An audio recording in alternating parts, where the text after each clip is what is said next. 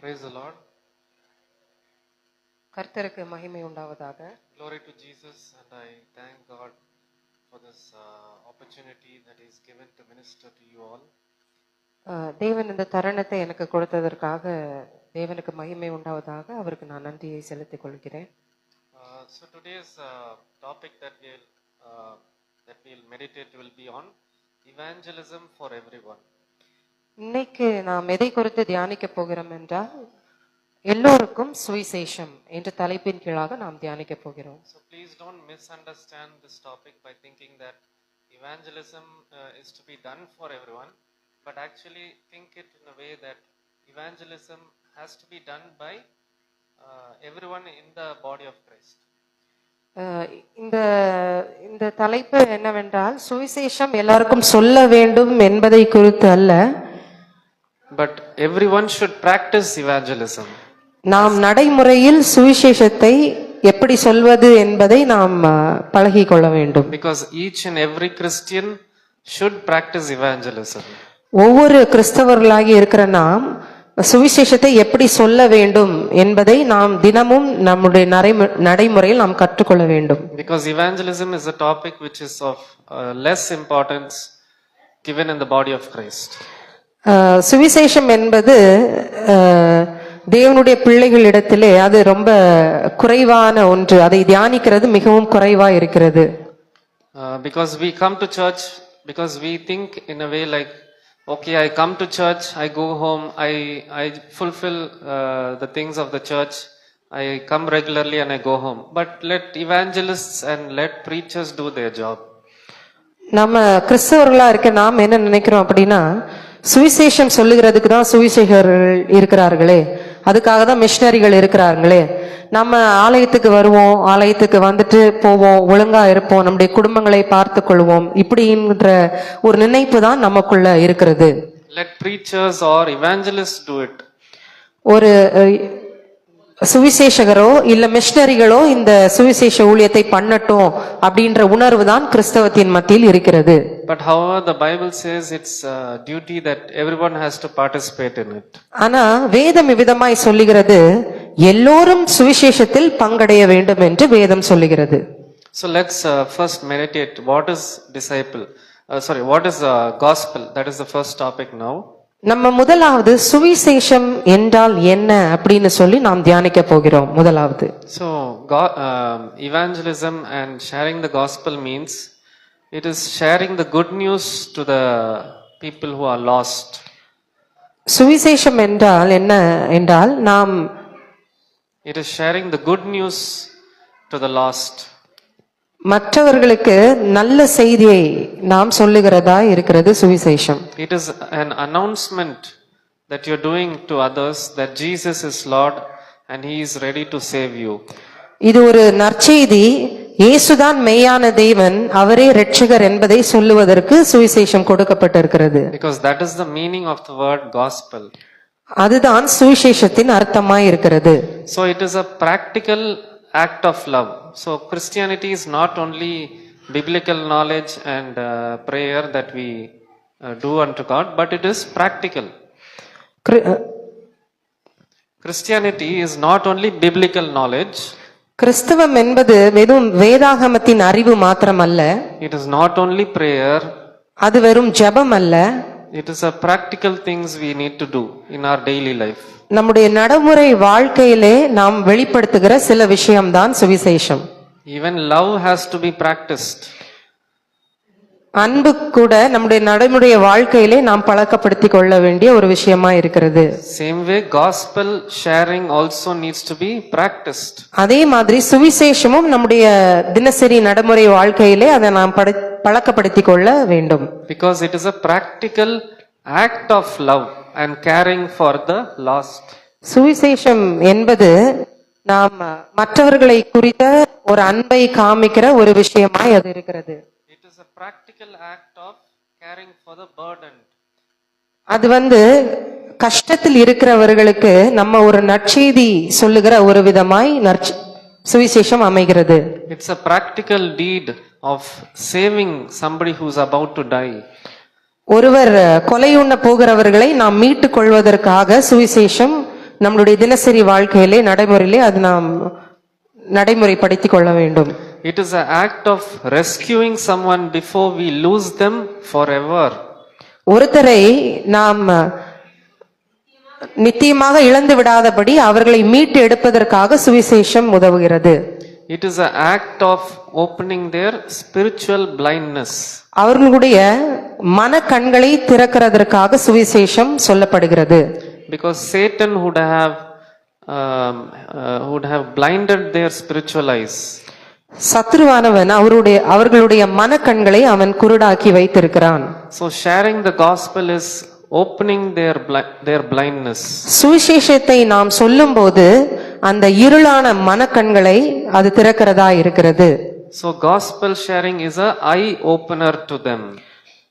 சுவிசேஷம் சொல்லுகிறது அவர்களுடைய மனக்கண்களை அது திறக்கிறதா இருக்கிறது. For example, if somebody is blind, not blind, but somebody is having some dust or something in their eyes and they are unable to see.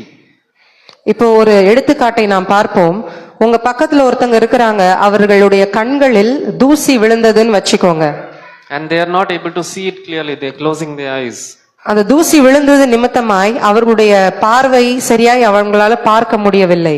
So what will you do? You will have to remove the wrong things and you will help them to open their eyes and you will restore sight for them. நீங்கள் அவர்களுக்கு என்ன செய்வீங்க? அந்த தூசியை துடைத்து அவர்களுக்கு உதவி செய்வீர்கள். Same way gospel is like spiritual blindness being restored back. அதே விதமாய் தான் சுவிசேஷமும் மனக்கண்களை குருடான மனக்கண்களை அது திறக்கிறதா இருக்கிறது. So we will see the first verse for today, Romans chapter 1 verses 16. முதலாவது நாம் ஒரு வேத பாகத்தை வாசிப்போம். ரோமர் 1:16 அதிகாரம். So Paul says here, for I am not ashamed of the gospel of Christ. Pavul இவ்விதமாய் சொல்லுகிறார், கிறிஸ்துவின் சுவிசேஷத்தை குறித்து நான் வெட்கப்படேன். See, he uses the word I am not ashamed. He first tells that I am not ashamed of this thing. Pavul என்ன சொல்லுகிறார் என்று பார்த்தால், முதலாவது நான் சுவிசேஷத்தை குறித்து நான் வெட்கப்படேன் என்று சொல்லுகிறார். So he makes this statement, strong statement, that gospel is not something to be ashamed of. I am not ashamed of the gospel, he says. Pavul இவ்விதமாய் சொல்லுகிறார், சுவிசேஷம் என்பது ஒரு வெட்கத்திற்குரிய காரியம் அல்ல, சுவிசேஷத்தை குறித்து நான் வெட்கவே படமாட்டேன் என்று பவுல் சொல்லுகிறார். So he is making this clear declaration that it is not some shameful thing to be afraid of. அவர் மிக தெளிவாய் சொல்லுகிறார், சுவிசேஷம் என்பது அது ஒரு வெட்கத்திற்குரிய காரியம் அல்ல அப்படி என்று சுவிசேஷத்தை குறித்து சொல்லுகிறார். But he is contrasting it and he says, for it is the power of God unto salvation. அது தேவ பலனாய், ரட்சிப்பு உண்டாவதற்கு அது தேவ பலனாய் இருக்கிறது என்று பவுல் சொல்லுகிறார். So he is giving a contrast here. Contrast between being ashamed and a contrast from being like it is the power of God unto salvation. வெட்கப்படுவதற்கும் ரட்சிப்பு உண்டாவதற்கு தேவனுடைய பலமா இருக்கிறது என்பதை குறித்து சுவிசேஷம் இப்படி இருக்கிறது என்று அவர் அந்த வித்தியாசத்தை காமிக்கிறார். So you and I first need to understand that sharing the gospel is not a shameful thing. நீங்கள் முதலாவது அறிந்து கொள்ள வேண்டும், சுவிசேஷம் சொல்வது ஒரு வெட்கத்திற்குரிய காரியம் இல்லை. When we carry the gospel message to someone, it is not a shameful thing that we are carrying, but it is a power of God unto salvation is what we are carrying.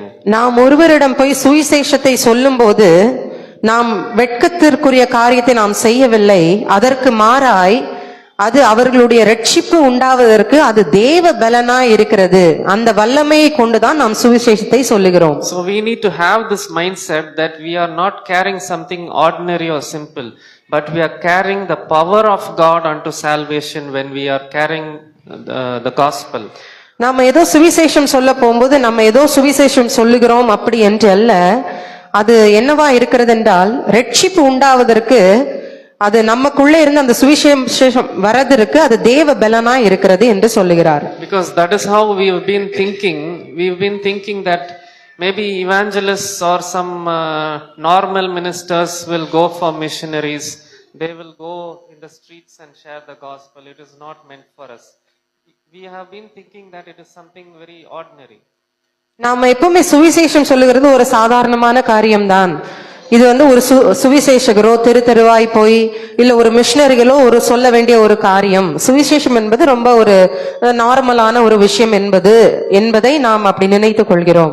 So that is why Paul is saying he is not ashamed of it, but it is the power of God that he is carrying it unto salvation. அதுதான் பவுல் விதமாய் சொல்லுகிறார், கிறிஸ்துவின் சுவிசேஷத்தை குறித்து நான் வெட்கப்பட மாட்டேன், அது ரட்சிப்பு உண்டாவதற்கு தேவ பலனாய் இருக்கிறது என்று பவுல் விதமாய் சொல்லுகிறார். So first we have understood the concept that it is a powerful thing that we have.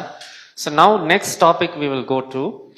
முதலாவது நம்ம தெரிந்து கொண்டோம், சுவிசேஷம் என்பது ஒரு சாதாரண காரியம், அது வெட்கப்படுவதற்கான காரியம் அல்ல, அது ரட்சிப்பு உண்டாவதற்கு தேவ பலனாய் இருக்கிறது என்று நாம் கற்றுக்கொண்டோம். இன்னொரு அடுத்த டாபிக்கை குறித்து நாம் பார்ப்போம். The next one will be to understand the purpose of your calling. உங்களுடைய அழைப்பை குறித்ததான நோக்கத்தை நாம் கற்றுக்கொள்ள வேண்டும். Because only if you understand this, you will understand why we are here and what is our duty. நாம் நம்முடைய அழைப்பிற்குரிய நோக்கத்தை கற்றுக்கொண்டால்தான் நமக்கு என்ன வேலை நியமிக்கப்பட்டு இருக்கிறது என்று நமக்கு தெரியும். So here we will see the verse for this. 1 Peter chapter 2 verses 9. அதற்கான ஒரு வசனத்தை நாம் பார்ப்போம். 1 பேதுரு 2வது அதிகாரம் 9வது வசனம். But ye are a chosen generation. So notice this kind of words, chosen generation. தெரிந்து கொள்ளப்பட்ட சந்ததியாயும், A royal priesthood, ராஜரிகமான ஆசாரிய கூட்டமாயும், a holy nation, பரிசுத்த ஜாதியாயும், a peculiar people. அவருக்கு சொந்தமான ஜனமாயும் இருக்கிறீர்கள். So notice the magnitude of your calling. It is not an ordinary thing. உங்களுடைய அழைப்பின் மேன்மை குறித்து நீங்கள் பாருங்கள், இது ஒரு சாதாரணமான அழைப்பு இல்லை. So understand that first you are a chosen generation. You are not simply normal people. நீங்க சும்மா ஏதோ சாதாரணமான ஆட்கள் இல்லை, நீங்கள் எல்லோரும் அவருக்கு சொந்தமான ஜனங்களா இருக்கிறீர்கள். We are not, Christians are not simple normal people. கிறிஸ்தவர்கள் என்றாலே சும்மா ஒரு நார்மலான ஒரு சாதாரணமான மனுஷர்களோ நீங்கள் சாதாரணமான ஆட்களோ அல்ல. The world may keep us in the minority place. இந்த உலகம் they may keep us in a minority sector. நம்மளை மைனாரிட்டி என்று நம்மளை சொல்லுவார்கள், சிறுபான்மையினர் அப்படின்னு நம்ம கிறிஸ்தவர்களை சொல்லுவார்கள். But the Lord says that we are royal. We are part of the royal priesthood. ஆனா தேவன் நம்மை என்ன சொல்லுகிறார் என்று சொன்னால், நாம் ராஜரிகமான ஆசாரிய கூட்டம் என்று சொல்லுகிறார். So we are priests actually. நாம் ஆசாரிய கூட்டமா இருக்கிறோம். And he says, why you have been chosen for all this? In the continuation of the verse, he is saying that ye should show forth the praise of him. ஏன் இப்படி நம்மளை அவர் அழைத்திருக்கிறார் என்று சொன்னால், நீங்களோ உங்களை அந்தகாரத்தினின்று தம்முடைய ஆச்சரியமான ஒளியினிடத்திற்கு வளைத்தவுடைய புண்ணியங்களை அறிவிக்கும்படிக்காக நம்மளை அவர் தெரிந்து கொண்டார். So notice the purpose why he has made you royal priests, he has made you chosen generation and all. It is to show forth the praises of him. ஏன் நம்மை ராஜரிகமான ஆசாரிய கூட்டமாய் அவருக்கு சொந்தமான ஜனமாய் அவர் அழைக்கிறார் என்றால், அவருடைய புண்ணியங்களை அறிவிக்கும் படிக்கே. So that is the core reason why we have to share the praises of our God to others who don't know.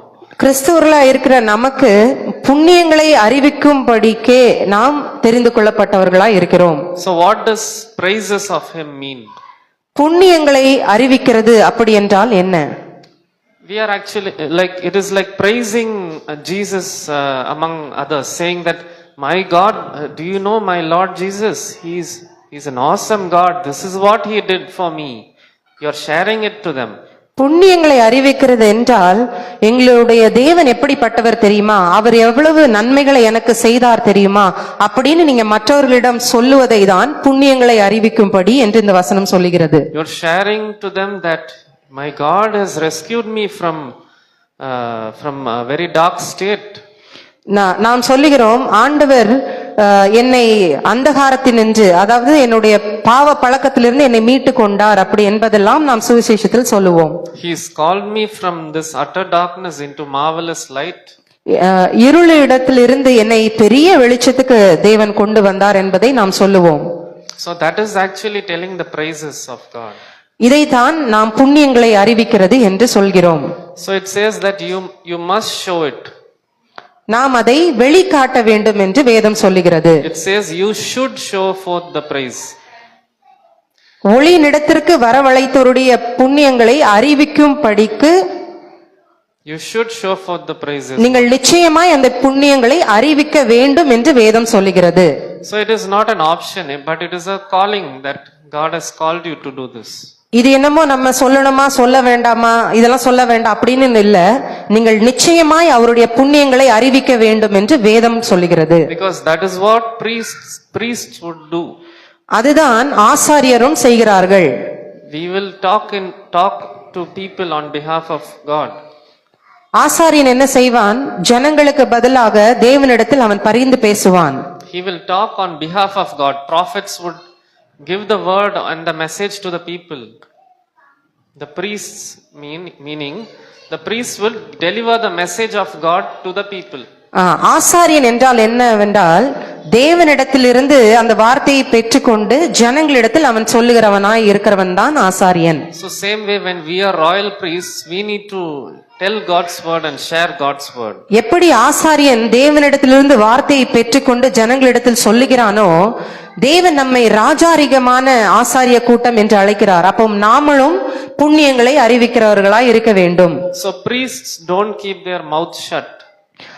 ஆசாரியன் தன்னுடைய வாயை மூடிக்கொண்டு இருக்கிறவன் அல்ல. They are active, always doing something practically among the people. They are working with the people. அவர்கள் எப்பவும் ஜனங்களுக்காக ஆசாரியன் வேலை செய்கிறவனாய் இருக்கிறான். They don't keep silent and they don't sit quietly. ஆசாரியன் என்பவன் அவன் மிகவும் அமைதியாக அப்படியே மெதுவாய் பேசுகிறவன் என்பது அல்ல, அவன் ஜனங்களுக்காக பேசுகிறவனாய் இருக்கிறான். Also we must understand this gospel message needs to be shared to the next generation also. இந்த சுவிசேஷ காரியம் ஏதோ நம்மளிடத்தில் மட்டும் நாம் பகிர்ந்து கொள்ளும் காரியம் அல்ல, வரும் சந்ததியாருக்கும் நாம் அதை பகிர்ந்து கொள்ள வேண்டும். The next generation should know about Jesus and sharing the gospel. வரப்போகிற சந்ததியும் சொல்ல வேண்டும், அவர்களும் சுவிசேஷம் சொல்கிறவர்களாய் மாற வேண்டும். அதை நாம் தான் கற்றுக் கொடுக்க வேண்டும். They should understand the necessity of sharing the gospel also. அவர்களுக்கு வரப்போகும் சந்ததியாருக்கு சுவிசேஷத்தை ஏன் நம்ம அறிவிக்க வேண்டும் என்கிற ஞானத்தையும் நாம் சொல்லிக் கொடுக்க வேண்டும். If we keep our mouths shut, then definitely our next generation will be a failure. நாம் நம்முடைய வாயை அடைத்து கொண்டு இதெல்லாம் நம்முடைய சந்ததியாருக்கு சொல்லிக் கொடுக்க வேண்டியது என்றால் சொல்லிக் கொடுக்காமல் இருந்தால் அவர்களுக்கும் சுவிசேஷத்தின் மேன்மை தெரியாது. So we need to pass on this importance of sharing the gospel to everyone and in the body of Christ. We need to pass on this importance of sharing the gospel to everyone. நம்ம நிச்சயமாய் நம்முடைய வரும் சந்ததியாருக்கு சுவிசேஷம் எவ்வளவு மேன்மையானது என்பதை நிச்சயமாய் நாம் கற்றுக் கொடுக்க வேண்டியதா இருக்கிறது. Titus chapter 2 verses 14 says, தீத்து 2வது அதிகாரம் 14ஆம் வசனம் இவ்விதமாய் சொல்லுகிறது, who gave himself for us that he might redeem us from all iniquity and purify unto himself. Again he says the word peculiar people.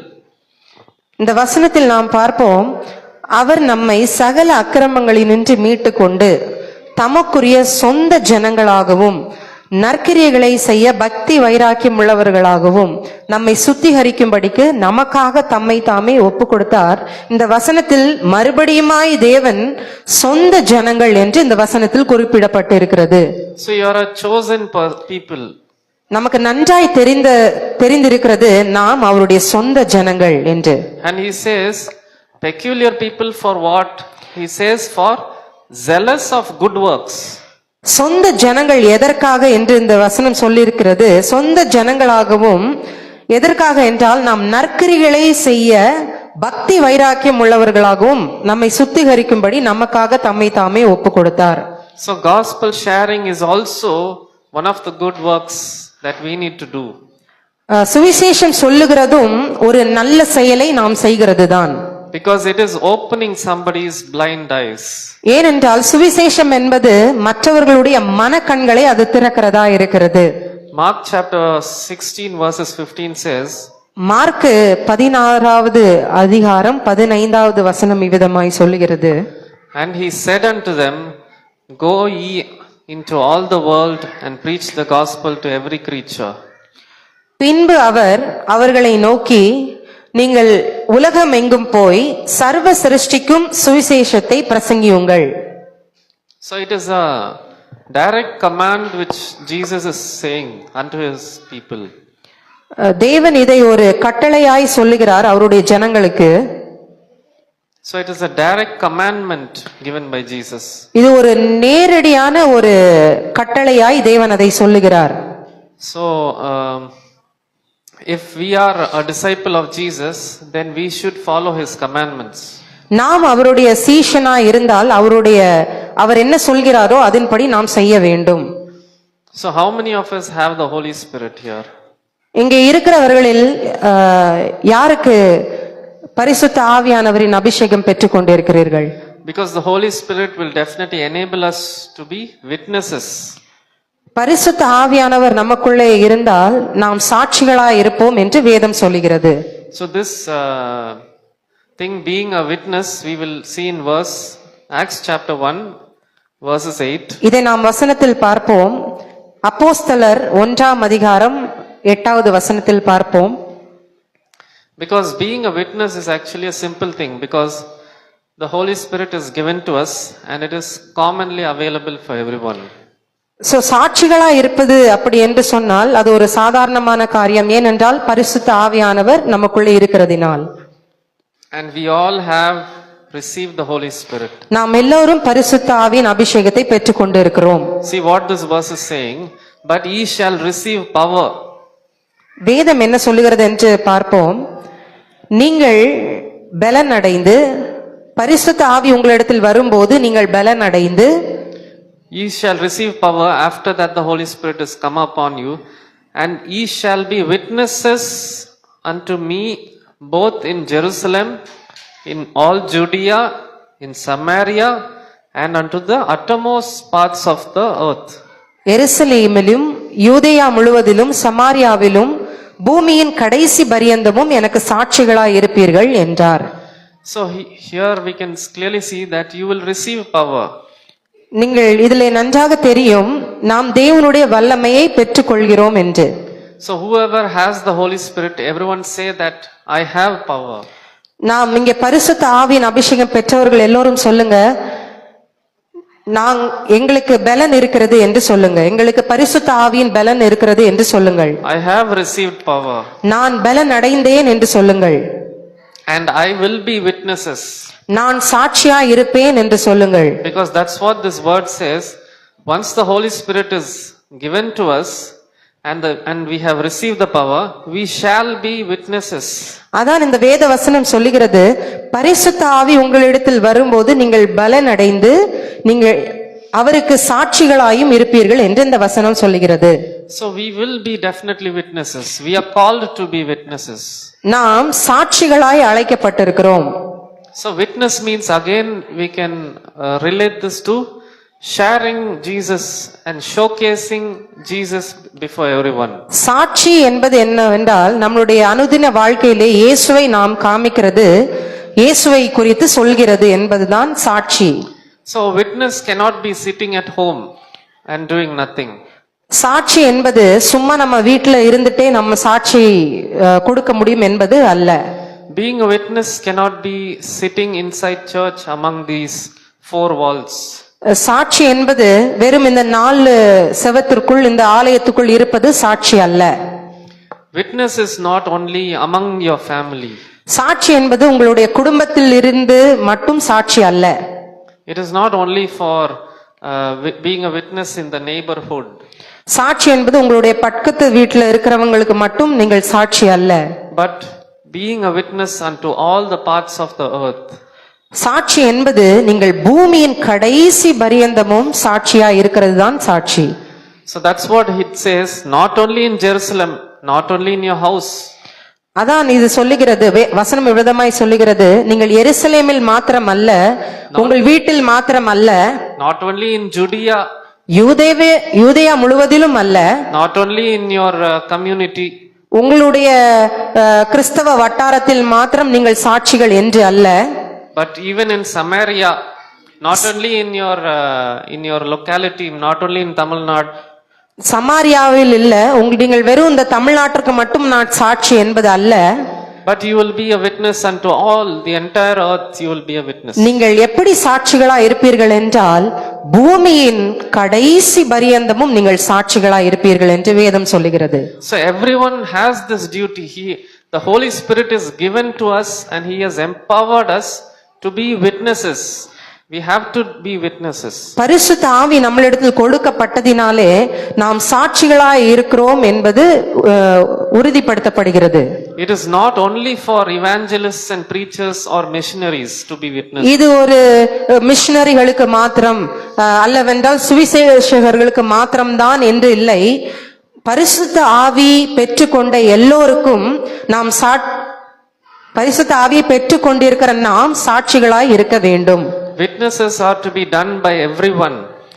சாட்சி எல்லாரிடமும் காண்பிக்கப்பட வேண்டும். Now next topic we will go. What if we don't share the gospel? அடுத்த தலைப்புக்கு நம்ம போவோம். நாம் சுவிசேஷத்தை சொல்லாதிருந்தால் என்ன ஆகும் என்று பார்ப்போம். 1 Corinthians chapter 9 verses 16. 1 கொரிந்தியர் 9வது அதிகாரம் 16வது வசனத்தை நாம் பார்ப்போம். For though I preach the gospel, I have nothing to glory of. சுவிசேஷத்தை நான் பிரசங்கித்து வந்தும் மேன்மை பாராட்ட எனக்கு இடமில்லை. For necessity is laid upon me.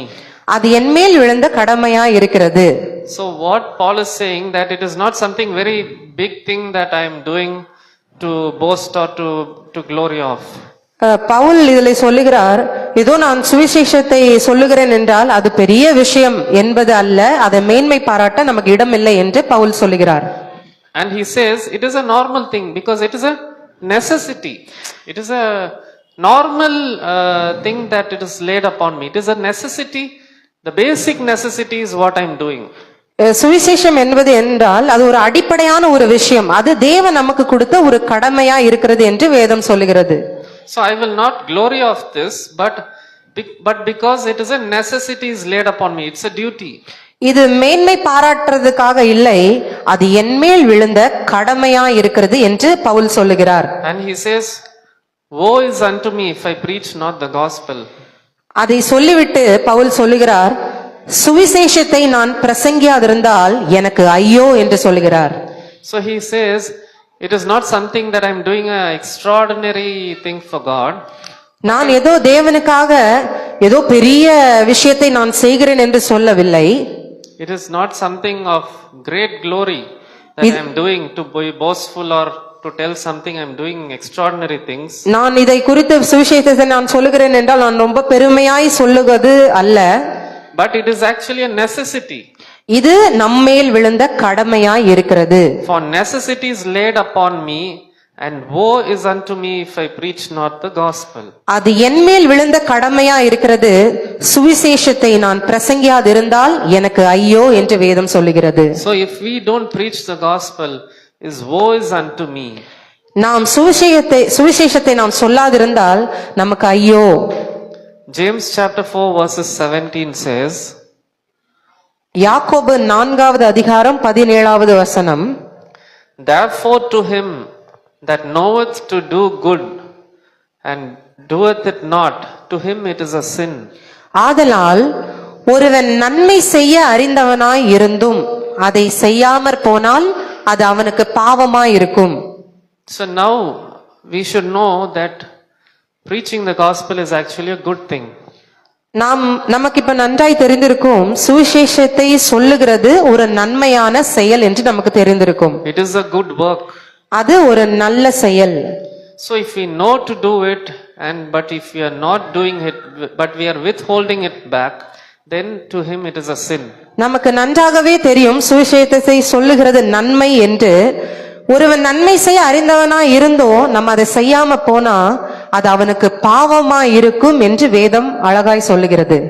So if we are withholding back something, if you know to do good, you very well know that gospel sharing is important, but you are withholding and you are not doing it, then to him it is a sin. நமக்கு நல்லாவே தெரியும் சுவிசேஷம் சொல்லுகிறது நன்மையான காரியம் என்பது நமக்கு நல்லாவே தெரியும். ஆனா அதை நம்ம செய்யாம போகும்போது அது நமக்கு பாவமாய் எண்ணப்படுகிறது. Let's look at a small example. ஒரு சின்ன எடுத்துக்காட்டை நாம் பார்ப்போம். So you are standing in the road. நீங்க ஒரு சாலையின் ஓரமாய் நிக்கிறீங்கன்னு வச்சுக்கோங்க. And in the road there are so many people, there are bikes and cars going by. அந்த ரோட்ல நீங்க நின்று கொண்டு இருக்கும்போது நிறைய வண்டிகள் வாகனங்கள்லாம் அங்க இங்க போய் கொண்டு இருக்கிறதுன்னு வச்சுக்கோங்க. Suddenly you see someone falling from the bike and he's having an accident. திடீர்னு நீங்க நிக்கிற இடத்துல ஒரு வண்டி அப்படியே ஆக்சிடென்ட் ஆகி அதுல ஒருவர் விழுந்து போகிறார் என்று வைத்துக் கொள்ளுங்க. So you are standing there and seeing, but you are not doing anything. ஆனா நீங்க அந்த சாலை ஓரமா நின்னு அந்த ஆக்சிடென்ட் நடக்குதுன்னு பாக்குறீங்க, ஆனா நீங்க எதுவுமே செய்யலன்னு வைத்துக் கொள்வோம். But during that time you are the only person standing there and witnessing it. ஆனா அந்த சமயத்துல நீங்க ஒருவர் மாத்திரம் தான் அங்க நிக்கிறீங்க, அதை பார்த்து அந்த விபத்து நடக்கிறதையும் நீங்க பார்த்து கொண்டிருக்கீங்க. So you are the localite person who knows the local hospital where it is. ஆனா உங்களுக்கு தான் தெரியும், நீங்க இந்த ஏரியாவோட ஆளு, உங்களுக்கு தான் பக்கத்துல மருத்துவமனை எங்க இருக்கிறதுன்னு தான் உங்களுக்கு தான் அது நன்றாகவே தெரியும்னு வைத்துக் கொள்ளுங்கள். But you are just staying here and watching that person has fallen. You are not going and picking up his bike.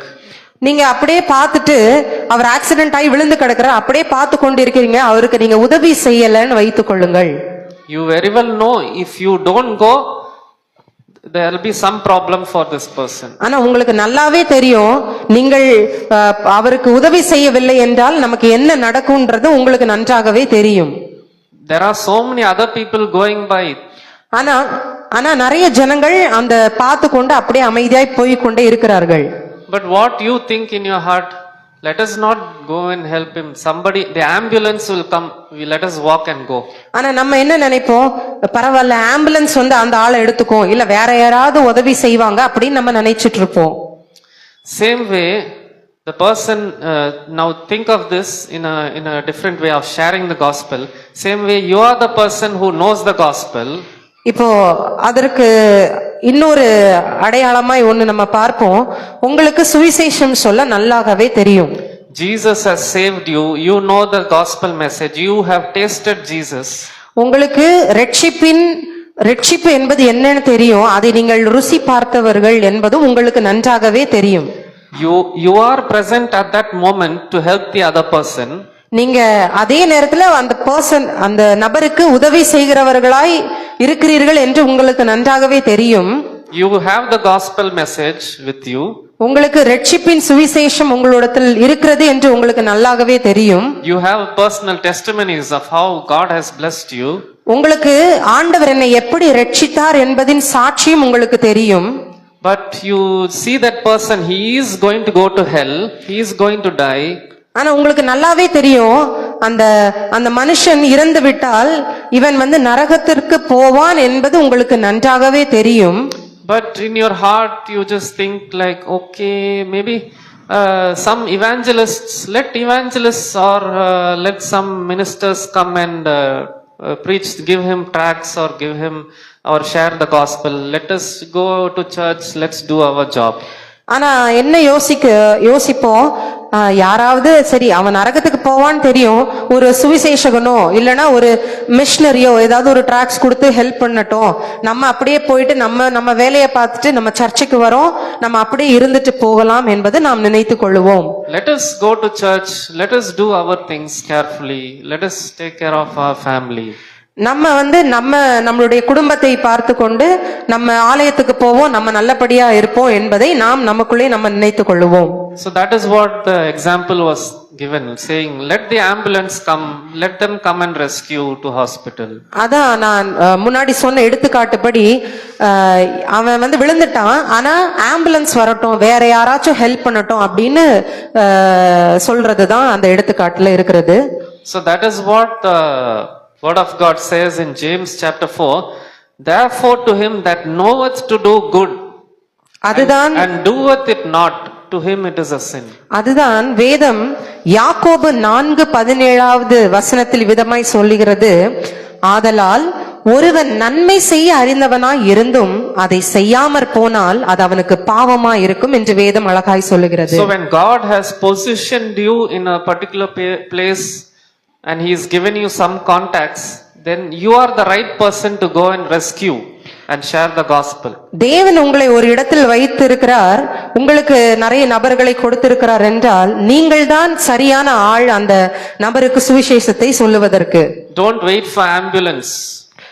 Ambulance வரும்னு நீங்க காத்து கொண்டு இருக்கிறாதீங்க. Don't wait for evangelists or some preachers to come and help. சுவிசேஷகர் அந்த மனுஷனுக்கு சுவிசேஷம் சொல்லட்டும் என்று நீங்க நினைக்காதீங்க. But you go and rescue them. நீங்க போங்க, போய் அந்த மனுஷனுக்கு சுவிசேஷத்தை சொல்லுங்க. Because we are all called and empowered by the Holy Spirit to be witnesses. நாம் எல்லாரும் பரிசுத்த ஆவியினால் இந்த உலகத்தின் கடைசி பரியந்தமும் நாம் சாட்சிகளாய் இருக்கிறோம் என்று வேதம் சொல்லுகிறது. Another verse. So these are all practical verses. That's what I am saying here. All these verses, this James verse, all of this is talking about practical. Christianity is practical. நான் சொன்ன வசனம் எல்லாமே ஒரு கிறிஸ்தவ வாழ்க்கையின் நடைமுறை வாழ்க்கையில நாம் செயல்படுத்த வேண்டிய காரியமா இருக்கிறது. Because Christianity is not only, church is not only among these four walls. It has to go outside, it has to reach people, it has to be in action. சபை சுவிசேஷம் என்பது வெறும் 4 சுவற்றுக்குள் சபைக்கு வருவது மாத்திரமல்ல, அதை நாம் வெளியே கொண்டு போய் உலகத்திற்கும் நாம் அந்த நற்செய்தியை அறிவிக்க வேண்டும். See another practical verse, Proverbs chapter 24 verses 11 to 12. அடுத்த வசனத்தை நாம் பார்ப்போம். Proverbs chapter 24 verses 11 to 12. நீதிமொழிகள் 24வது அதிகாரம் 11வது வசனத்தை நாம் பார்ப்போம். If thou forbear to deliver them that are drawn unto death, and those that are ready to be slain, if thou sayest, behold, we knew it not, does not he that ponder the hearts consider it? And he that keepeth thy soul, doth he not know it? And shall not he render to every man according to his works?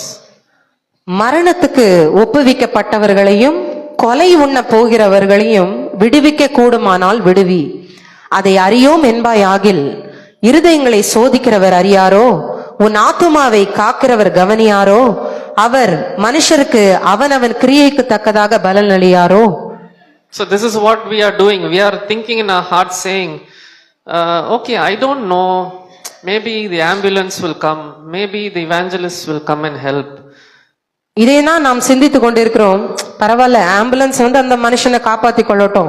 அதே விதமாய் தான் நம்ம எதுக்கு சுவிசேஷம் சொல்லணும், அதான் சுவிசேஷகர் இருக்கிறாங்களே, அவங்களே போய் சுவிசேஷத்தை சொல்லட்டும் அப்படின்னு தான் நம்ம நினைத்து கொண்டிருக்கிறோம். So that's what the preacher Solomon is saying, inspired with the knowledge of God. He is saying here, பிரசங்கி தேவனுடைய ஞானத்தை வைத்து இதை சொல்லுகிறார்.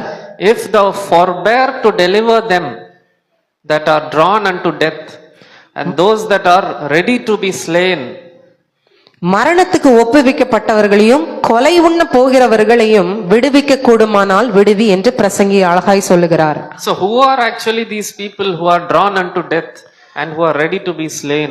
யார் இந்த ஜனங்கள்? மரணத்துக்கு ஒப்புவிக்கப்பட்ட ஜனங்கள் யார்? கொலை உண்ண போகிற ஜனங்கள் யார்? These are the people whom we see that are passing by in this area. இதுதான் அந்த ஜனங்கள் தான் இப்ப நம்ம வெளியே பார்க்கிற அங்க இங்கேயும் வாகனத்தில் அலைந்து கொண்டிருக்கிற ஜனங்கள் தான். They are all ticking time bombs, ticking. The clock is ticking for them. The judgment is ready for them. அவர்களுக்கு சமயம் போய்கொண்டே இருக்கிறது. அவர்கள் தன்னுடைய காலங்களை அப்படியே வீணாய் கழித்து கொண்டிருக்கிறார்கள். They have the God's wrath on their heads. தேவனுடைய கோபம் அவர்களிடத்தில் இருக்கிறது. They are actually ready to be slain. அவர்கள் கொலைக்கு நியமிக்கப்பட்டவர்களாய் இருக்கிறார்கள். All the people who don't know Jesus, they are all drawn unto death. யாருக்கெல்லாம் இயேசுவை தெரியவில்லையோ அவர்கள் எல்லாருமே மரணத்துக்கு ஒப்புவிக்கப்பட்டவர்களாய் இருக்கிறார்கள். So, but we are saying in our heart, behold, we knew it not, I don't know them. ஆனா நம்ம இருதயத்துல என்ன சொல்லி கொண்டு இருக்கிறோம் என்றால், அதை நாம் அறியோம் அப்படின்னு நம்ம சொல்லி கொண்டு இருக்கிறோம். I don't know them, somebody else will go there. Let the ambulance come and rescue. Let evangelists take care. எனக்கு அவங்கள பத்தி தெரியாது, ஆம்புலன்ஸ் வந்து தூக்கிட்டு போட்டோம், இல்ல யாராவது வந்து சுவிசேஷத்தை அவங்களுக்கு சொல்லிட்டு போட்டோம்னு நம்ம மனசில் நினைத்து கொண்டு இருக்கிறோம். But God is saying, you rescue them. ஆனா வேதம் என்ன, தேவன் என்ன சொல்லுகிறார் என்றால், you deliver them. விடுவிக்க கூடுமானால் அந்த மாதிரியான ஜனங்களை நீ விடுவி என்று வேதம் அழகாய் சொல்லுகிறது. And he that keepeth thy soul, doesn't God know that you are capable of rescuing? தேவனுக்கு தெரியாதா உங்களுக்கு வந்து மற்றவர்களுக்கு சுவிசேஷம் சொல்லக்கூடிய தகுதி உங்களுக்கு இருக்கு என்று தேவனுக்கு தெரியாதா? Hasn't the Holy Spirit been given to you and empowered you to be witness? உங்களுக்கு பரிசுத்த ஆவியானவரின் அபிஷேகத்தை கொடுத்து அவர் உங்களை சாட்சிகளாய் நிறுத்தியிருக்கிறார் என்று அவருக்கு தெரியாதா? Hasn't God empowered you and strengthened you to be a witness to them? நீங்கள் உலகத்து கடைசி பரியந்தமும் நீங்கள் தேவனுக்கு சாட்சிகளாய் இருப்பீர்கள் என்று தேவன் சொல்லி இருக்கிறாரே. So we need to deliver those people. நாம் அந்த ஜனங்களை விடுவிக்கிறவர்களாய் இருக்க வேண்டும்.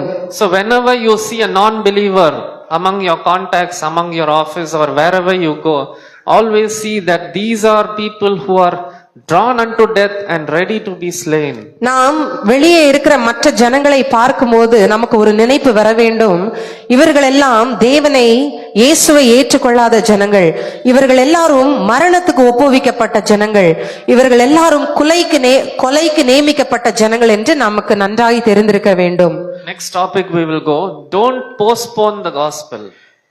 அடுத்த தலைப்பு என்னவென்றால், சுவிசேஷத்தை சொல்லுவதற்கு நாம் தாமதிக்க வேண்டாம். Ecclesiastes chapter 9 verses 10 says, பிரசங்கி 9வது அதிகாரம் 10வது வசனம் இவ்விதமாய் சொல்லுகிறது, whatsoever thy hand findeth to do, do it with thy might. செய்யும்படி உன் கைக்கு நேரிடுகிறது எதுவோ அதை உன் பலத்தோடே செய். See, again practical. மறுபடியும் பாருங்க, இது ஒரு சுவிசேஷத்தை குறித்து, இது ஒரு நம்முடைய நடைமுறை வாழ்க்கையிலேயே நம்ம இதை செயல்படுத்திக் கொள்ளுகிற ஒரு விஷயமா இருக்கிறது. Without works, faith without works is dead. கிரியை இல்லாத விசுவாசம் செத்ததா இருக்கிறது. So everything, the Bible, Christianity, everything has to be practical. கிறிஸ்தவம் என்பதே அது நடைமுறைப்படுத்துகிற ஒரு காரியம்தான் கிறிஸ்தவம். Whatsoever thy hand findeth to do, do it with your might. செய்யும்படி உனக்கு உன் கைக்கு நேரிடுகிறது எதுவோ அதை உன் பலத்தோடே செய் என்று வேதம் சொல்லுகிறது. For there is no work, nor device, nor knowledge or wisdom in grave where thou goest. நீ போகிற பாதாளத்திலே செய்கையும் வித்தையும் அறிவும் ஞானமும் இல்லையே. So that's what I said, don't postpone the gospel. We cannot postpone and carry the gospel to the grave.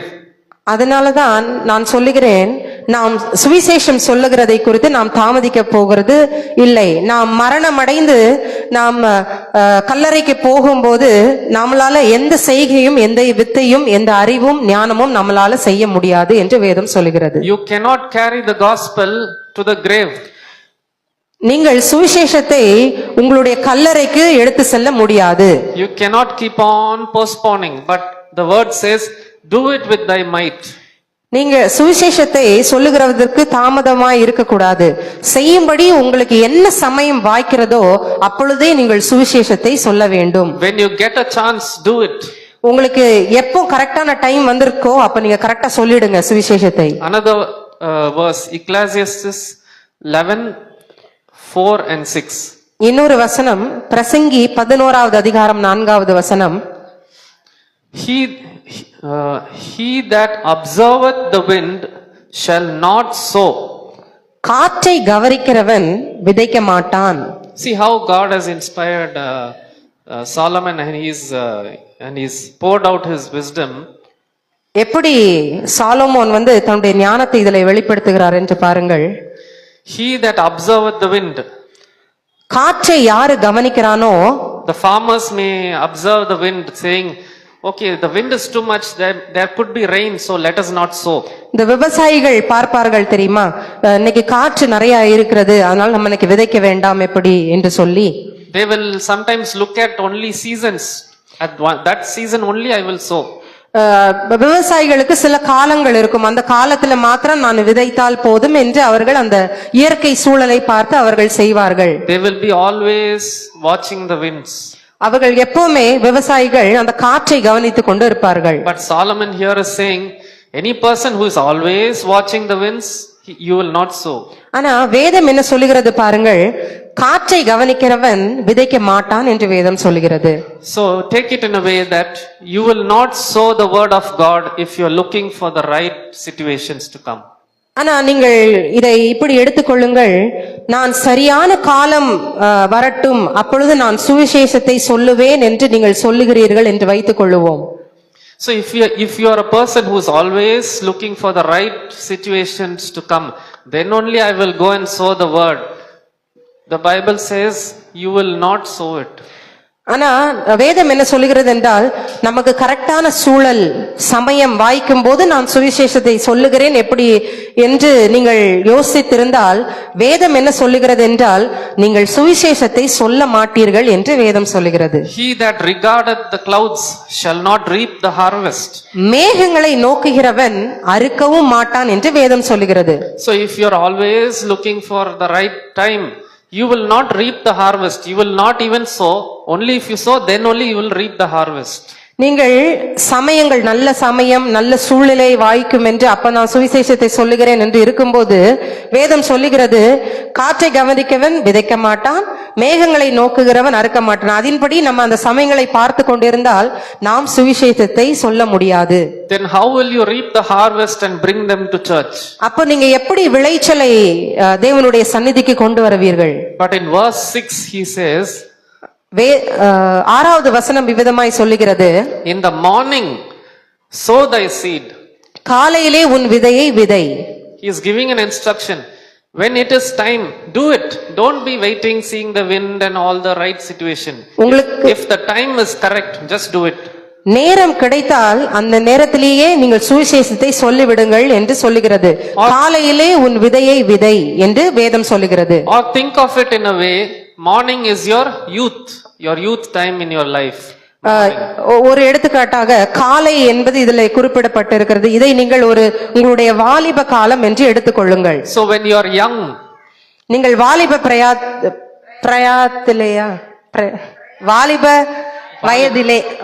வயதிலே you sow the seed.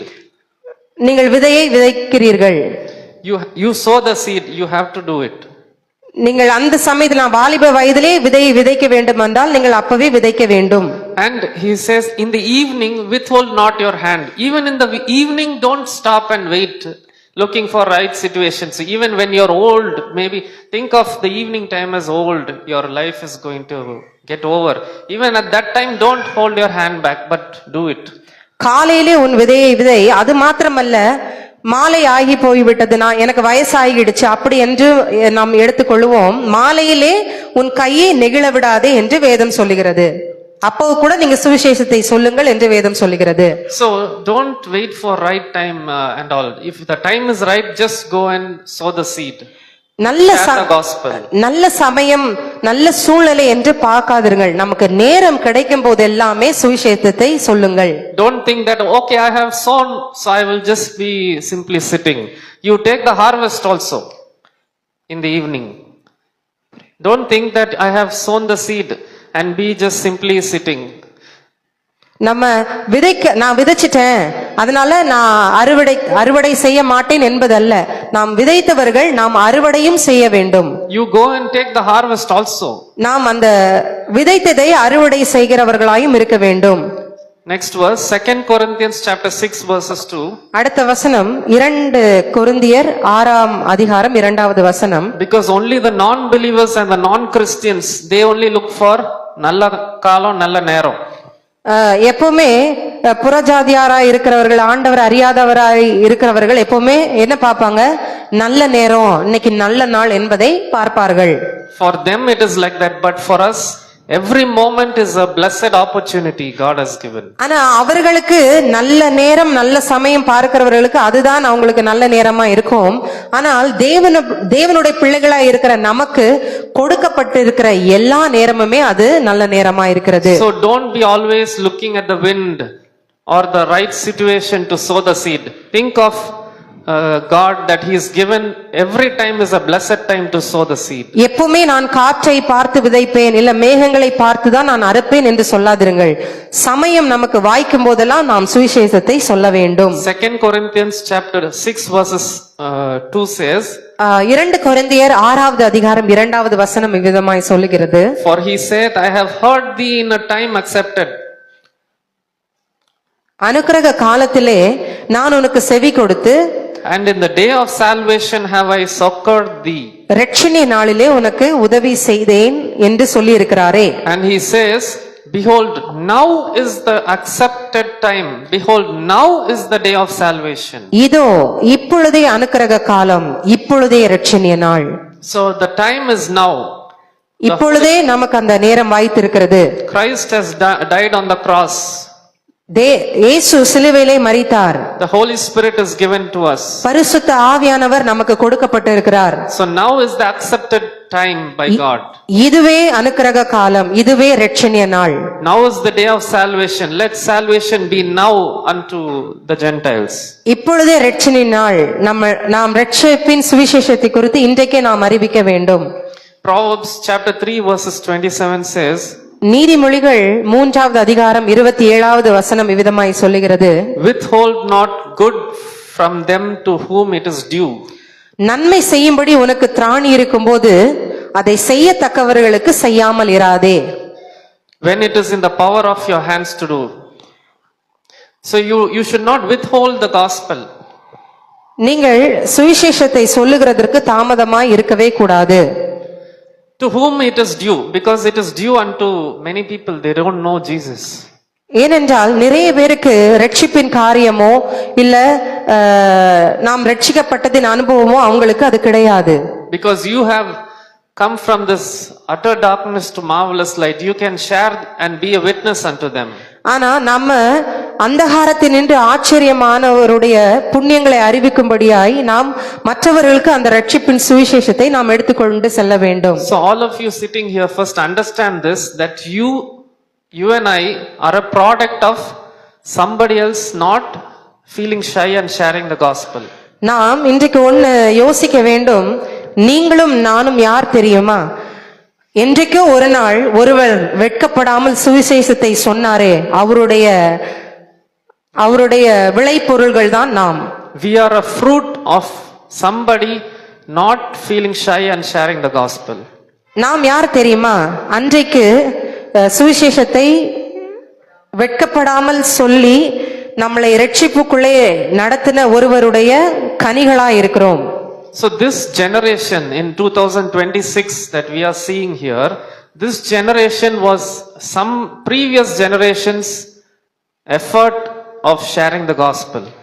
நாம் இப்போ இன்றைக்கு தேவனுடைய இரட்சிப்புக்குள் வந்திருக்கிறோம் என்றால் முந்தைய காலத்தில் நம்முடைய தாத்தா மூதாட்டியர்களுக்கு யாரோ ஒருவர் சுவிசேஷத்தை சொல்லி இருக்கிறதுனாலே தான் நாம் இன்றைக்கு ரட்சிக்கப்பட்டவர்களாய் இந்த காலத்திலே இருந்து கொண்டிருக்கிறோம். Somebody did not wait for the right timing. அந்த சில பேர் சொன்னவர்கள், சுவிசேஷத்தை சொன்னவர்கள், அவங்க கரெக்டான சமயம் அப்பதான் நான் சொல்லுவேன் அந்த சுவிசேஷத்தை சொல்லாமல் இல்லை. So if in case they would have just postponed and waited for the evangelists or somebody to come and tell, we would not be here. இப்போ ஒருவேளை அன்றைக்கு சுவிசேஷம் சொன்னவர்கள் ஏதாவது சுவிசேஷர்கள் வந்து சுவிசேஷம் சொல்லட்டும், இல்லைன்னா மிஷனரிகள் சுவிசேஷத்தை குறித்து பார்த்து கொள்ளுவார்கள் என்று அந்த காலத்தில் வாழ்ந்த தேவனுடைய பிள்ளையை நினைத்திருந்தால் நாம் இன்றைக்கு இந்த ரட்சிப்பை பெற்றுக் கொண்டிருக்க முடியாது. So we have received it freely through grace, so give it freely in grace. நாம் இதை கிருபை நிமித்தமாய் இந்த ரட்சிப்பை நாம் இலவசமாய் பெற்றுக்கொண்டோம். அதே போல் இலவசமாய் நாம் இந்த ரட்சிப்பை குறித்து சுவிசேஷமாய் மற்றவர்களுக்கு அறிவிக்க வேண்டும். Somebody was not selfish and withholding back. யாரோ ஒருவர் தன்னுடைய சுயநலத்தை மாத்திரம் பார்த்து தன்னுடைய சொந்த காரியத்தை மாத்திரம் பார்த்திருந்தால் நமக்கு இந்த ரட்சிப்பு இப்போ கிடைத்திருக்காது. Same way you also don't withhold back. If you withhold, the future generation is lost. 2046 or 2050 is lost. ஆனா இப்ப நமக்கு சுவிசேஷம் சொல்ல தெரியும், ஆனால் நம்மளும் பொறுமையாய் சொல்லிக்கலாம். அப்படி என்றால் 2050 2046 வருடங்கள் வாழ போகிற அந்த ஜனங்களுக்கு நாம் இந்த சுவிசேஷத்தை சொல்ல முடியாமல் போய்விடும். So don't be selfish, but care for the lost and for the future generation. சுயநலமா இருக்காதீர்கள். யாருக்கெல்லாம் இந்த ரட்சிப்பின் சுவிசேஷம் கிடைக்கவில்லையோ அவர்களுக்கு போய் சுவிசேஷத்தை சொல்லுங்கள். Now I'll give you one biblical example from the Bible. That is two people we will see. One is Andrew and another person is the Samaritan woman. நாம் வேதத்தில் ஒரு 2 சாட்சிகளை பார்ப்போம். சமாரிய ஸ்திரீ, இன்னொருவன் அந்திரேயாவின் காரியத்தை நாம் பார்ப்போம். So Andrew immediately shares the gospel. He does it immediately. அந்திரேயா என்பவன் சுவிசேஷத்தை அவன் சீக்கிரமாய் விரைவாய் அவன் அறிவிக்கிறவனாய் இருந்தான். So look at this passage. Let's read it quickly. John chapter 1 verses 40 to 42. வசனத்தை பார்ப்போம். யோவான் 1வது அதிகாரம் 40வது வசனம். One of the two which heard John speak and followed him was Andrew and Simon Peter's brother. He that, and look at 41.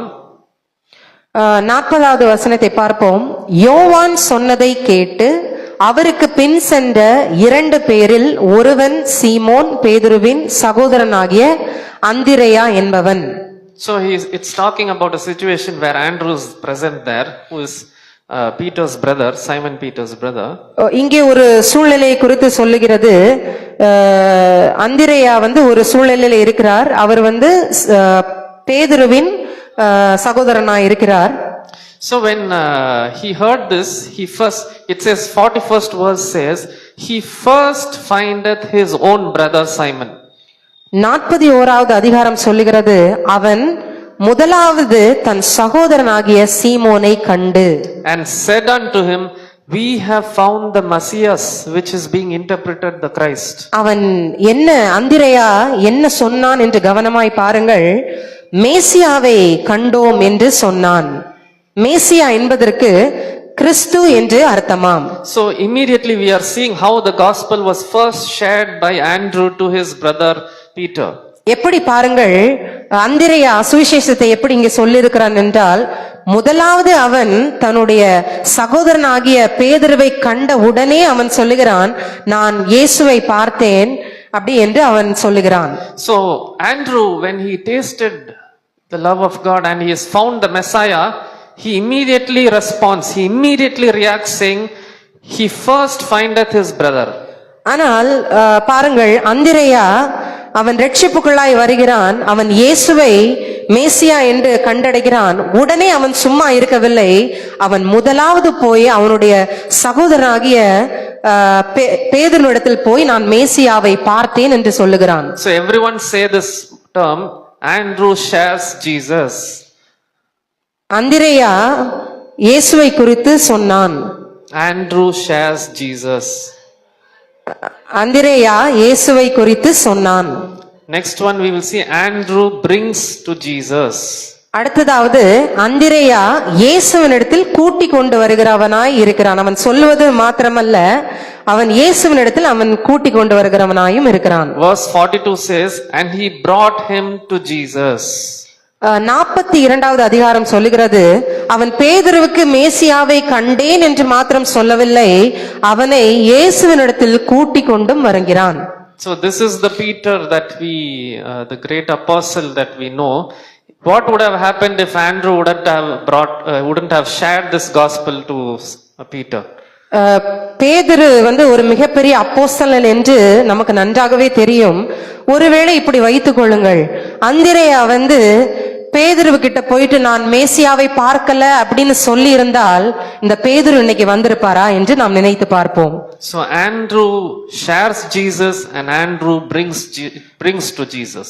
இயேசு அந்திரேயா இயேசுவை பார்த்தேன் என்று மட்டும் சொல்லாமல் இயேசுவிடம் அவன் பேதுருவை கூட்டிக் கொண்டு வருகிறவனாயும் இருந்தான் அந்திரேயா. He shares the gospel and he brings Andrew. He brings Andrew to Jesus. Come, I have seen the Messiah. Come and see. Come with me. அந்திரேயா என்ன சொல்லுகிறான்? பேதுருவிடம் நான் இயேசுவை பார்த்தேன் என்று மட்டும் அவன் சொல்லிவிட்டு போகவில்லை. அவன் பேதுருவை அப்படியே அழைத்து கொண்டு இயேசுவினிடமாய் பேதுருவை கூட்டிக் கொண்டு வருகிறவனாயும் இருந்தான். So you and I should be like Andrew, not only sharing Jesus but bringing people to Jesus, bringing people to church. நாம் அந்திரேயாவை போல என்னது சுவிசேஷத்தை மாத்திரம் சொல்லுகிறவராயும் இல்ல, அந்திரேயாவை போல இயேசுவிடம் ஆட்களை கொண்டு சேர்க்கிறவர்களாயும் நாம் இருக்க வேண்டும். And Andrew's another thing about Andrew is Andrew acted on crisis to bring the right people at the right time to Jesus.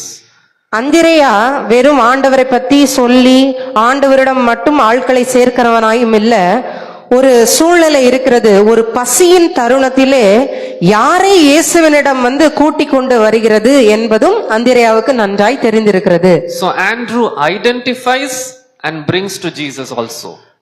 அந்திரேயா வெறும் சும்மா சுவிசேஷத்தை மாத்திரம் சொல்லுகிறவனாய் அல்ல, தேவனிடத்தில் யார் அவன் கரெக்டா யாரு தேவனிடத்தில் கொண்டு வர வேண்டும் என்பதை கூட அந்திரேயா அறிந்தவனாய் இருக்கிறான். John chapter 6 verses 8 to 9. யோவான் 6வது அதிகாரம் 8-9 வசனத்தை பார்ப்போம். Watch this carefully.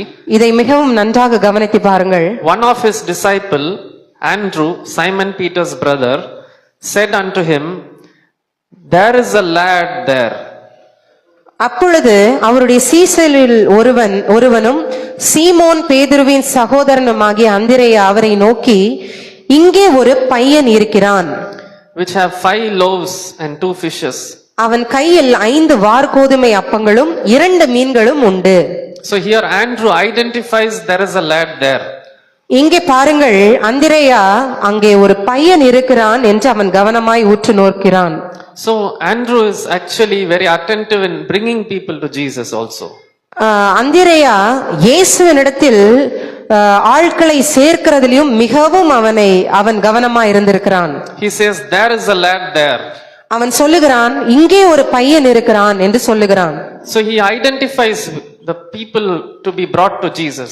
அவன் யாரை தேவனிடத்தில் கொண்டு வர வேண்டும் என்று அவன் அதை தெரிந்து கொண்டவனாய் இருக்கிறான். Which have 5 barley and loaves. அவன் அடையாளம் காமிக்கிறவனாய் இருக்கிறான். Next one we will see Andrew was a go-to person to see Jesus. Andrew is the right go-to person to see Jesus. அந்திரேயா இயேசுவினிடத்தில் சேர்க்கிறதற்கு ஒரு சரியான நபராயும் அவன் இருக்கிறான். Because if you go to Andrew, you will definitely see Jesus. நீங்கள் அந்திரேயாவை பார்க்க போனாலே அவன் நிச்சயமா இயேசுவினிடத்தில் உங்களை கொண்டு போய் சேர்த்து விடுவான். If you go to Andrew, you will see Jesus definitely. நீங்கள் அந்திரேயாவினிடத்தில் போனால் நிச்சயமாய் நீங்கள் இயேசுவை பார்ப்பீர்கள். John chapter 12 verses 20 to 22. யோவான் 12வது அதிகாரம் 20வது வசனம். So there is a situation where some people are coming to searching Jesus. இதில் ஒரு சூழல் இருக்கிறது, இயேசு எங்கே என்று தேடிக் கொண்டிருக்கிறார்கள். And there were certain Greeks among them that came up to worship at the feast. அவர்கள் கலிலேயா நாட்டு பெத்சாயிதா ஊரானாகிய பிலிப்புவினிடத்தில் வந்து, and the same came there to Philip, which was of Bethesda of Galilee, and desired him, saying, Sir, we would see Jesus. ஐயா, இயேசுவை காண விரும்புகிறோம் என்று அவனை கேட்டுக்கொண்டார்கள். So they are actually searching Jesus and they are approaching Philip saying, we want to see Jesus, please help us. பிலிப்புவை பார்த்து அந்த ஜனங்கள் சொல்லுகிறார்கள், ஐயா எங்களுக்கு இயேசுவை நாங்கள் பார்க்க வேண்டும் என்று பிலிப்புவிடம் வந்து அந்த ஜனங்கள் சொல்லுகிறார்கள். But Philip knows he needs to go to Andrew. If he takes them to Andrew, they will see Jesus.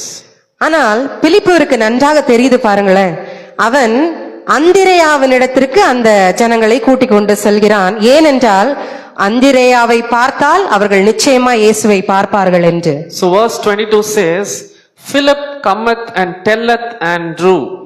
22வது வசனம் இவ்விதமாய் சொல்லுகிறது, பிலிப்பு வந்து அதை அந்திரேயாவுக்கு அறிவித்தான்.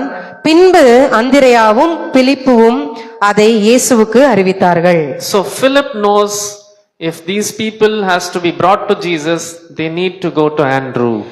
பிலிப்புவிற்கே நன்றாய் தெரிந்திருக்கிறது பாருங்கள், இயேசுவை பார்க்க வேண்டும் என்றால் இந்த ஜனங்களை முதலாவது அந்திரேயாவிடத்தில் கொண்டு போக வேண்டும் என்று பிலிப்புவுக்கு நன்றாய் தெரிந்திருக்கிறது. So Philip cometh and telleth Andrew, and again Andrew and Philip tell to Jesus. So Andrew is the go-to person. Philip goes to Andrew, then Andrew takes them to Jesus.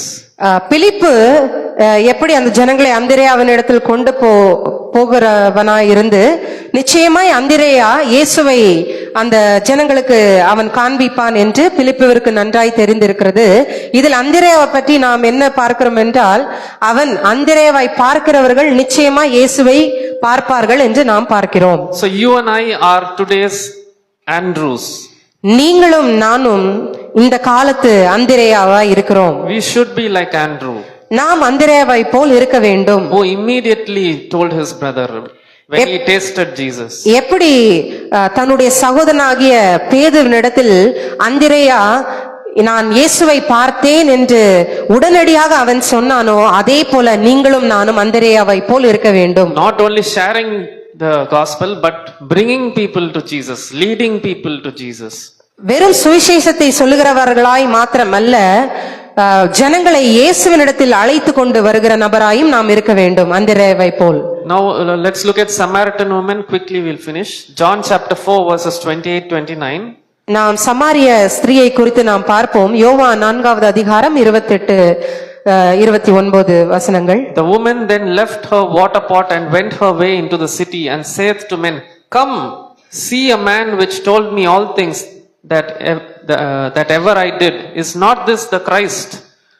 அப்பொழுது அந்த ஸ்திரீ தன் குடத்தை வைத்துவிட்டு ஊருக்குள்ளே போய் ஜனங்களை நோக்கி, நான் செய்த எல்லாவற்றையும் ஒரு மனுஷன் எனக்கு சொன்னார், அவரை வந்து பாருங்கள், அவர் கிறிஸ்துதானா என்றாள். So when she tasted Jesus, immediately she goes and tells people, immediately she tells, Isn't this Jesus? Isn't this Jesus? Come and see, come and see. எப்படி சமாரிய ஸ்திரீவை பாருங்கள், அவள் இயேசுவை பார்த்து அவர் தன்னுடைய காரியங்களை அவர் சொன்ன உடனே இவர் கிறிஸ்துதானா என்று சொல்லி, நீங்கள் எல்லாரும் வந்து இயேசுவினிடத்தில் இங்க வந்து பாருங்கள் என்று சொல்லி அவர் உடனே போய் என்ன சொல்லுகிறாள், ஊருக்குள்ளே போய் அவள் அப்படி சமாரிய ஸ்திரீ சொல்லுகிறவளாய் இருக்கிறாள். And verse 39 and 40 says, And many of the Samaritans of that city believed on him for the saying of the women. It says, because of the women, for the saying of the women which testified. யோவான் 4வது அதிகாரம் 39வது வசனம் இவ்விதமாய் சொல்லுகிறது, நான் செய்த எல்லாவற்றையும் எனக்கு சொன்னார் என்று சாட்சி சொன்ன அந்த ஸ்திரீயினுடைய வார்த்தை நிமித்தம் அந்த ஊரில் உள்ள சமாரியரில் அநேகர் இயேசுவின் மேல் விசுவாசமாய் உள்ளவர்களானார்கள். See, this is a very powerful verse. It clearly tells why the entire city was saved. Because for the saying of the women which testified. இது மிகவும் வல்லமையான காரியம் பாருங்கள். அந்த ஊரில் உள்ள அநேகர் இயேசுவை விசுவாசிக்கும்படியாய் அந்த சமாரிய ஸ்திரீ உடனே போய் இவர் இயேசுதானா அப்படின்னு சொல்லி உடனே போய் அவள் சொல்லுகிறவளா இருக்கிறாள். So we need to be like the Samaritan woman. நாமும் சமாரிய ஸ்திரீயை போல் இருக்க வேண்டும். So God deeply influenced only 11 disciples. அவர் நம்முடைய இயேசு 11 சீஷர்களுக்கு He deeply influenced 11 people. He taught, he shared his love among 11 disciples. இயேசு 11 சீஷர்களுக்குள்ளே அவருடைய அன்பை குறித்தும் அவருடைய ரட்சிப்பை குறித்தும் அதை சொல்லுகிறவராய் இருந்தார். So you may think, I'm not very close to Jesus. I'm not like those apostles. நாம் ஒருவேளை நினைத்துக் கொள்ளலாம், நான் ஒன்னும் 11 சீஷர்களை போல நான் இயேசுக்கு நெருக்கமானவன் இல்லையே, நான் போய் எப்படி சுவிசேஷத்தை சொல்ல முடியும் என்று நீங்கள் நினைத்துக் கொள்ளலாம். But see, only those 11 disciples changed the world upside down. ஆனா பாருங்கள், அந்த 11 சீஷர்களும் இந்த உலகத்தை அப்படியே மாற்றி போட்டார்கள். Don't think that I have only few people, only neighbors, what is going to happen and all. நீங்கள் ஒருவேளை இப்படி நினைத்துக் கொள்ளாதிருங்கள், நம்மளுக்கு ஏதோ கொஞ்சமா ஒரு சிறு சபைக்கு வரும், ஒரு சின்ன கூட்டம் தான் இருக்குது, நம்ம என்ன போய் சொல்லுவோம் என்று நீங்கள் உங்களுக்குள்ளே நினைத்துக் கொள்ளாதிருங்கள். So God only needs few people, few chosen people who are dedicated to do this. தேவனுக்கு குறைந்த நபர்களே போதும் அவர் நிறைய பேரை ரட்சிப்புக்குள்ளாய் நடத்துவதற்கு. If you are surely dedicated, if you will surely be a witness, and if you will be surely truthful to the gospel, definitely you will see the results. நீங்கள் தேவனுக்கு சாட்சிகளாய் உண்மையாய் நீங்கள் இருக்கும்போது நிச்சயமாய் அதனுடைய பலனை நீங்கள் பார்ப்பீர்கள். Now final verse, Isaiah also, chapter 6 verses 7 to 9. Isaiah chapter 6 verses 7 to 9. கடைசியாக ஏசாயா 6வது அதிகாரம் 7-8 வசனத்தை நாம் பார்ப்போம். And this is a witness that he is experiencing before he coming into ministry. ஏசாயா ஊழியத்திற்கு வரதுக்கு முன்னாடி ஒரு சாட்சியை அவர் பார்க்கிறார். And he laid it upon my mouth and said, Lo, this hath touched my lips, and thine iniquity is taken away, and thy sins purged. அதனால் என் வாயை தொட்டு, இதோ இது உன் உதடுகளை தொட்டதினால் உன் அக்கிரமம் நீங்கி உன் பாவம் நிவிர்த்தியானது என்றான். So first Isaiah feels that he is incompetent and he is of sinful nature, but immediately the word of God is saying that hath touched thy lips and thy iniquity is taken away. ஏசாயா ஊழியத்திற்கு வரதற்கு முன்னதாக நான் எப்படி தகுதியானவனா, இல்லை நான் ரொம்ப பாவம் நிறைந்தவன் அப்படி என்று தனக்குள்ளே அவன் யோசிச்சு கொள்ளுகிறான். ஆனால் இந்த வசனம் எப்படி சொல்லுகிறது, அதனால் என் வாயை தொட்டு, இதோ உன் உதடுகள், இது உன் உதடுகளை தொட்டதினால் உன் அக்கிரமம் நீங்கி உன் பாவம் நிவிர்த்தியானது என்று சொல்லப்பட்டிருக்கிறது. Verse 8 says, Also I heard the Lord saying, Who shall I send and who will go for us? தேவன் அடுத்த 6வது அதிகாரம் 8வது வசனத்திலே இவரமாய் தேவன் சொல்லுகிறார், பின்பு யாரை நான் அனுப்புவேன், யார் நமது காரியமாய் போவான் என்று உரைக்கிற ஆண்டவருடைய சத்தத்தை கேட்டேன். Then Isaiah says, Then said I, Here am I, send me. ஏசாயா சொல்லுகிறார் அதற்கு அப்புறமாய், அதற்கு நான் இதோ அடியேன் இருக்கிறேன், என்னை அனுப்பும் என்றேன். So what we see here is, once your sins are cleansed and once you are made qualified, immediately your assignment of God starts. இதில் நாம் என்னத்தை பார்க்கிறோம் என்றால், நம்முடைய பாவம் மன்னிக்கப்பட்ட உடனேவே நமக்கு தேவன் ஒரு நியமிக்கப்பட்ட ஒரு வேலையை கொடுக்கிறார் என்பதை நாம் இதில் பார்க்கிறோம். And Isaiah voluntarily picks that assignment. ஏசாயா தாமாகவே முன் வந்து நான் போகிறேன் என்று சொல்வதை நாம் இந்த வசனத்தில் பார்க்கிறோம். So today you and I must know God is calling, saying, Who shall I send and who will go for us?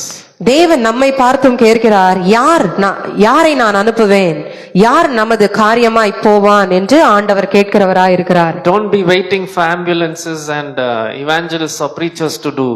You are the chosen person to be witnessed at that moment. நீங்கள் ஏதோ நான் ambulance வரட்டும் அந்த ஆளை காப்பாற்றட்டும் என்று நீங்க நினைக்காதீர்கள். இல்லை என்றால் சுவிசேஷகரோ இல்ல வேற யாரோ போய் சுவிசேஷத்தை சொல்லட்டும் என்று நீங்கள் நினைத்துக் கொள்ளாதிருங்கள். The gospel is a practical act of love, sharing to others. சுவிசேஷம் என்பது மற்றவர்களுக்கு நாம் அந்த ரட்சிப்பின் அன்பை காண்பிக்கிறதா இருக்கிறது. We are a peculiar people and zealous of good works. நாம் அவருடைய சொந்த ஜனங்களா இருக்கிறோம். We shall be witnesses to the uttermost parts of the world. நாம் இந்த உலகத்தின் கடைசி பரியந்தமும் நாம் சாட்சிகளாகவும் இருக்கிறோம். Because necessity is laid upon me and woe is unto me if I don't share the gospel. நாம் சுவிசேஷத்தை சொல்லாதிருந்தால் நமக்கு ஐயோ என்று வேதம் சொல்லுகிறது. We need to deliver the people who are ready to be slain and who are drawn unto death. கொலை உண்ண போகிறவர்களையும் மரணத்துக்கு ஒப்புவிக்கப்பட்டவர்களையும் நாம் விடுவிக்க வேண்டும் சுவிசேஷத்தின் மூலமாய். Don't be waiting for the perfect time or the moment for sharing the gospel. நல்ல சமயம் வாய்க்கும் என்று சுவிசேஷத்தை சொல்ல நாம் தாமதிக்க வேண்டாம். We need to be like Andrew, sharing the gospel and bringing people to Jesus. அந்திரேயாவை போல நாம் இயேசுவின் இயேசுவை பார்த்த உடனே அந்திரேயா போய் தன் சகோதரனிடத்தில் சொல்லி அவனை சொன்னது மாத்திரமல்ல, அவனை அவன் தேவனிடத்தில் இயேசுவினிடத்தில் அவன் கொண்டு வருகிறவனாயும் இருக்கிறான். நாமும் அதே போல் இருக்க வேண்டும். So you and I are the Andrew, and you and I are the Samaritan woman which will change this entire city. நீங்களும் நானும் அந்திரேயாவை போலவும் சமாரிய ஸ்திரீயை போலவும் நாம் இருக்கிறோம். Amen. ஆமென்.